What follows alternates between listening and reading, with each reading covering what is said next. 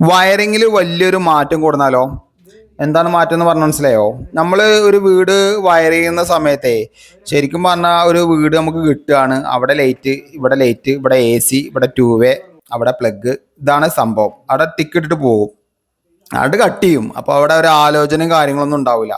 ശരിക്കും എക്സ്പീരിയൻസ് ഉള്ള ആൾക്കാർക്ക് ചിലപ്പോൾ അതൊന്നും ആവശ്യം ഉണ്ടാവില്ല. പക്ഷേ എന്നാലും ഇത് മാർക്ക് ചെയ്യുകയാണെന്നുണ്ടെങ്കിൽ കട്ടിങ് പക്കായിട്ടുള്ള വൃത്തിയിൽ വരും. പിന്നെ ഈ കട്ട് ചെയ്യുന്ന ആള് ഇതിന്റെ മുകളിൽ കയറിയിട്ട് ആ ഫോൾഡിങ് ആണെങ്കിലും ലാഡർ ആണെങ്കിലും കോണി ആണെങ്കിലും ഇതിന്റെ മുകളിൽ കൂടി കട്ട് ചെയ്യുമ്പോൾ ഇതിന്റെ ടെൻഷൻ ആലോചിക്കണം. ഈ കട്ട് ചെയ്യുന്ന കൊണ്ടുപോകുന്ന ടെൻഷൻ ആലോചിക്കണം. അത് മാത്രമല്ല ഇതിന്റെ കൂടെ നമ്മളെ സേഫ്റ്റി, നമുക്ക് അപകടങ്ങൾ വരാതിരിക്കാൻ വേണ്ടി ആലോചിക്കണം. അപ്പോൾ പിന്നെ ഒരുപാട് ചിലപ്പോൾ കട്ട് ചെയ്ത് കഴിഞ്ഞിട്ടായിരിക്കും ആലോചിക്കുക, അയ്യോ ഇത് അവിടെ വന്നത് ശരിയായില്ല. നിങ്ങൾ ആലോചിച്ച് നോക്കി, നിങ്ങൾ കട്ട് ചെയ്ത് കഴിഞ്ഞിട്ട് എത്ര കട്ടിങ് വേസ്റ്റ് ആയി പോയിട്ടുണ്ടാവും.